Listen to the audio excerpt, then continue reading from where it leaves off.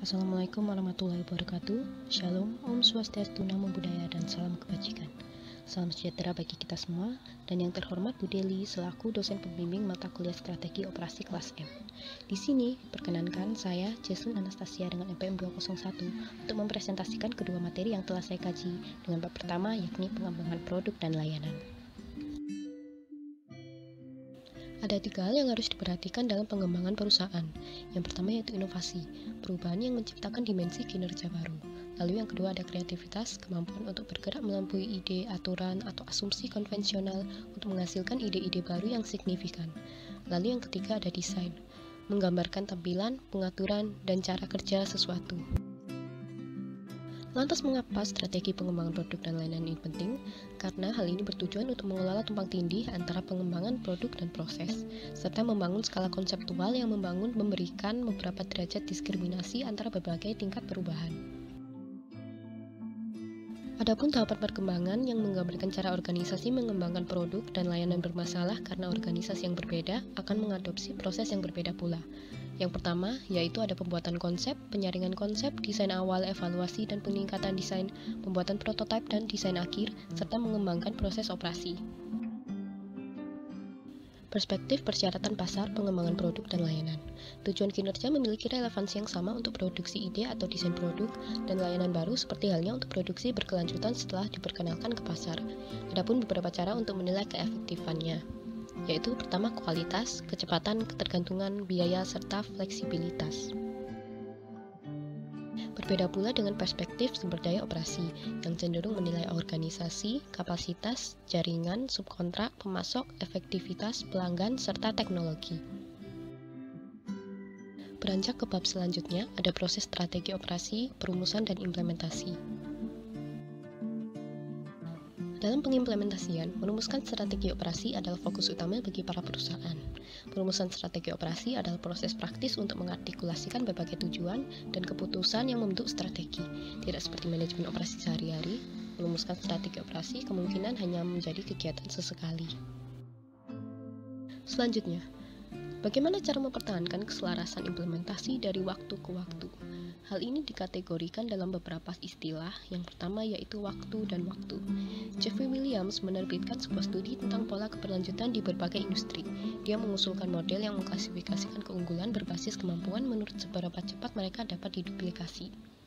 Selanjutnya ada siklus lamban, yaitu produk dan layanan yang mencerminkan posisi sumber daya yang sangat terlindungi dari tekanan persaingan dengan mekanisme yang tahan lama dan bertahan lama. Pada urutan ketiga ada siklus standar, di mana produk dan layanan mengeksploitasi sumber daya yang kurang terspesialisasi dan oleh karena itu harus menghadapi tingkat tekanan penyuruhan sumber daya yang lebih tinggi. Lalu selanjutnya ada siklus cepat, di mana produk dan layanan menghadapi tingkat tekanan peniruan sumber daya tertinggi. Menentukan kecepatan yang tepat untuk inovasi, siklus sumber daya harus mempengaruhi diversifikasi dan perhatikan shift waktu siklus. Pada urutan kelima ada keberlanjutan strategis, di mana jalur pengembangan yang paling sukses dan tampaknya bebas masalah itu mencakup waktu ketidakcocokan antara sumber daya dan persyaratannya. Selanjutnya ada pendekatan statis. Mekanisme statis untuk mencapai keberlanjutan berkaitan dengan mencegah pesaing menyerang posisi pasar dan sumber daya yang ada, daripada mencoba pindah posisi yang sama sekali baru. Untuk yang terakhir ada pendekatan dinamis, di mana mekanisme dinamis ini mencapai keberlanjutan yang berkaitan dengan mencegah pesaing menyerang posisi pasar dengan bekerja menggunakan standar etika yang tinggi. Ada juga 2 analisis yang biasa digunakan untuk formulasi. Yang pertama itu analisis kebutuhan pasar. Lalu yang kedua, analisis sumber daya operasional. Kemampuan yang harus diberikan untuk melakukan analisis adalah memahami definisi, tingkat agregasi dalam kemampuan mendefinisikan, kemampuan mengartikulasikan, memperbanyak literatur seperti kompetensi dan kapabilitas, serta menemukan konsekuensi praktis. Tentu saja dalam melakukan implementasi, ada ancaman yang harus dihadapi oleh perusahaan. Yang pertama yaitu profil sumber daya operasi, bias investasinya, sejarah hingga struktur organisasi. Dalam sistem yang kompleks, ada sumber daya dan proses tertentu yang cenderung mencegah adaptasi atau inovasi daripada memungkinkannya. Atau dengan kata lain, organisasi tunduk pada berbagai kekuatan inersia. Implementasi strategi operasi. Implementasi strategi operasi adalah cara strategi dioperasionalkan atau dijalankan. Orang-orang menduduki posisi staf klasik memiliki peran pemantauan, perencanaan, dan pembentukan. Sementara orang yang menduduki peran lini adalah mereka yang menjalankan operasi sehari-hari. Dengan 4 jenis operasi pusat yaitu gubernur, kurator, pelatih, dan fasilitator. Ada 3 persyaratan untuk mencapai efektivitas dalam melakukan implementasi. Yang pertama yaitu memiliki keyakinan bahwa keterlibatan akan menjadi pengalaman yang positif. Yang kedua, memiliki pendidikan dalam keterampilan yang diperlukan dan diberikan kesempatan untuk berpartisipasi dalam proses implementasi. Dan pada studi kasus kali ini, saya akan mengambil contoh dari artikel Ferrero Group yang berjanji mengurangi emisi karbon hingga 50% secara global pada 2030. Pada 2030, Ferrero ingin mengurangi setengah dari jumlah emisi total yang dihasilkan aktivitas operasionalnya, serta bertekad mengurangi emisi sebesar 43% untuk setiap produk yang dibuat pada seluruh lingkup.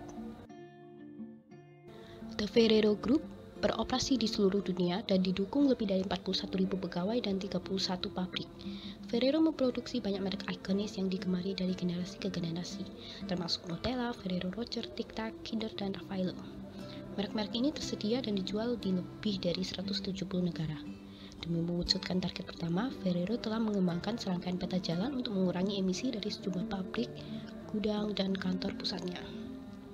Peta jalan dalam seluruh aktivitas global Ferrero ini termasuk beralih untuk memanfaatkan energi terbarukan menjadi sumber energi satu-satunya. Di kawasan ini, 100% listrik yang dibeli dari jaringan listrik telah memperoleh sertifikasi sebagai sumber energi terbarukan. Secara global, 64% dari seluruh listrik yang dipakai dari Ferrero telah tersertifikasi sebagai sumber energi terbarukan. Untuk target iklim kedua, mencakup emisi lingkup 3, Ferrero akan bekerja sama dengan para pemasoknya guna mengurangi emisi, mengubah berbagai solusi hingga menjadi dampak karbon yang rendah, serta mengembangkan produk-produk baru. Bisnis ini berkomitmen untuk membuat 100% kemasannya dapat digunakan kembali, didaur ulang, atau dapat dibuat kompos pada tahun 2025. Sebagai bagian dari dukungannya terhadap ekonomi sirkular, dengan hasil pada tahun 2020 menunjukkan 82,9% dari target ini telah tercapai. Mengenai isu utama hak asasi manusia, telah dilakukan kolaborasi dengan para ahli terkemuka untuk mengidentifikasi risiko dan merancang pendekatan uji tuntas, serta memasuki kemitraan untuk meningkatkan dampak positif seperti dengan Save the Children. Demikian presentasi yang dapat saya sampaikan. Semoga dapat menjadi tambahan wawasan bagi para penonton sekalian, dan saya mohon maaf apabila ada salah kata maupun kurang lebihnya. Sekian, terima kasih. Wassalamualaikum warahmatullahi wabarakatuh.